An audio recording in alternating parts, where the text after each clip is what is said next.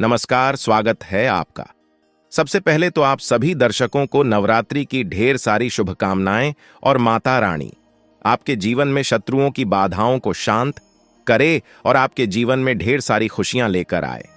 तो चलिए जानते हैं आखिर नवरात्र में कौन से प्रयोग किए जाएं कि माता रानी प्रसन्न हो। नवरात्र के दौरान पूजा पाठ में विभिन्न तरह की पूजन सामग्रियों का इस्तेमाल किया जाता है और जब वैसे तो साल में 2 बार नवरात्र आते हैं, चैत्र माह में और शारदीय नवरात्र यानी यह आश्विन मास में मनाई जाती है। तो इस दौरान मां के 9 स्वरूपों की 9 दिनों में पूजा आराधना की जाती है और इन 9 दिनों में ही किसी भी दिन विशेष प्रयोग कर लें तो इससे आपके जीवन के तमाम परेशानियों का अंत हो सकता है। नवरात्रि के दौरान लौंग से जुड़े हुए टोटके भी किए जाते हैं और इसके पीछे यह मान्यता है कि ऐसा करने से धन, वैभव, सुख, सौभाग्य की प्राप्ति होती है और लौंग से किए जाने वाले टोटके कई प्रकार के जीवन में सुखों को बढ़ा देते हैं। तो नवरात्रि में लौंग से जुड़े हुए ये टोटके आपके किस्मत को कैसे बेहतर कर सकते हैं, आज हम आपसे के साथ यही साझा करेंगे कि जिस लौंग को आप यूज कीजिएगा बिल्कुल साबुत होनी चाहिए, टूटी फूटी हुई ना हो, सुंदर सा देखकर बड़ा सुंदर सा देखकर लीजिएगा और पुराना नहीं लीजिएगा, बिल्कुल फ्रेश लीजिएगा, क्योंकि जैसी भक्ति होगी, भावना होगी, वैसा ही फल मिलेगा। अब धन की समस्या हर किसी को परेशान करती है। जिसके पास धन है वह चाहता है और हो जाए, और जिसके पास नहीं है वह तो चाहता है मां लक्ष्मी आ जाए तब। ऐसे में अगर धन की स्थिति बहुत गड़बड़ हो तब नवरात्र के दिनों में जब शाम में आप मां की आरती करते हैं, पूजा करते हैं, दीपक जलाते हैं, तब एक छोटा सा काम कीजिए। आप कपूर जलाकर ही पूरे घर में दिखाइए, आरती कीजिए मां की ओर। जब आप कपूर जला आइएगा 9 दिनों तक लगातार ऐसा कीजिए, या आपके पास अभी जितने दिन बचे हैं उतने दिन कर लें तो कपूर में 2 लौंग डाल दें और फिर इसी से आरती करें। ज्योतिष कहता है कि ऐसा करने से धन संबंधी परेशानी दूर हो जाती है, बिगड़े हुए काम बनने लगते हैं और जीवन के सारे कष्ट दूर हो जाते हैं। तो लौंग का यह प्रयोग अगर आप नियमित रूप से नवरात्र के 9 दिनों तक करें या एक भी दिन कर लें तो बहुत सारी मुश्किलें आसान हो जाएंगी।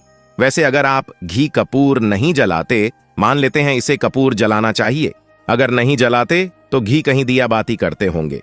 जब दीपक जलाएं तो घी में लाल धागे की बाती डालेगा और उसमें 2 लौंग डालकर ही आपको दिया बाती करना है। वैसे यह प्रयोग सुबह भी कर सकते हैं, शाम में भी कर सकते हैं। कई बार क्या होता है, आपके बहुत सारे ऐसे कार्य हैं जो बिगड़ गए हैं, बनी नहीं रहे, बहुत सारे रिश्ते बिगड़ जाते हैं, बहुत बार नौकरी व्यवसाय में परेशानी आ जाती है, बहुत बार जीवन में बहुत सारी उलझनें होती हैं जो आप किसी से कह सकते हैं, न ही वह चीज आपसे जरिए बेहतर हो पा रही है। ऐसे में छोटा सा काम करें कि बिगड़े हुए काम बन जाए। नवरात्र में किसी भी दिन करना है, लेकिन यह प्रयोग लगातार 3 दिन करना होगा। इस प्रयोग का यही अर्थ है। तो 3 दिन तक लगातार एक छोटा सा काम करें। पान का पत्ता आपको मार्केट में मिल जाएगा, बिल्कुल साबुत पान का पत्ता। आप चाहें तो एक ही दिन में 3 खरीद कर लें, संभाल कर रखें और एक एक करके यूज कीजिएगा। तो एक पान का पत्ता ले लें। अब पान के पत्ते का डंठल हटा दें, उसको धोकर साफ कर लें। अब पत्ते पर चिकने जो भाग है, चिकना साइड, उसके ऊपर 2 लौंग रखिए। दोनों हाथों से उठाकर मां दुर्गा के चरणों में रख दें। यह प्रयोग आप अपने घर में ही कीजिए, मंदिर जाने की आवश्यकता नहीं है। जितने भी हम प्रयोग बताते हैं आप अपने घर में कर सकते हैं, कोई दिक्कत नहीं है। अब ये जो आपने पान के पत्ते पर लौंग माता रानी के चरणों में रखी, मां से प्रार्थना कीजिए कि आपके जीवन के बिगड़े हुए काम बन जाए। तो क्या होगा, बाद में इस को आप प्रसाद के रूप में पान का पत्ता, लौंग अब खा लीजिए, कोई दिक्कत नहीं है। मां की कृपा से आपके तमाम बिगड़े कार्य बन जाएंगे। कई बार क्या होता है, आपके घर में बच्चे बड़े हो रहे हैं, विवाह नहीं हो पा रहा है, लड़की है लड़का है, शादी नहीं हो पा रहा। अब ऐसे में शादी विवाह में अगर बहुत अड़चने आए, आपको लगे कि उम्र को कुछ ज्यादा ही हो गया है, नहीं हो पा रहा है विवाह, तब भी प्रयोग कर सकते हैं। क्या करेंगे, नवरात्र में किसी भी दिन एक छोटा सा काम करें। आपकी उम्र जितनी है उतने ही लौंग ले लें, याद रखिए, जितनी आपकी उम्र है उतना ही लौंग ले लें। अब सभी लौंग को एक जगह रखें, बिल्कुल साबुत, खूबसूरत सा देखकर लौंग लेना है। अब लाल धागे के सहारे एक एक करके बांधें और बांधते समय मां दुर्गा के इस मंत्र का जप कर सकते हैं। ओम दुम दुर्गाय नमः, या अपनी सुविधानुसार दुर्गा मां कोई भी मंत्र जप कर लें। इसके बाद उसको माला की तरह बना लें। अगर आप लड़की हैं तो माता रानी के गले में पहना दें।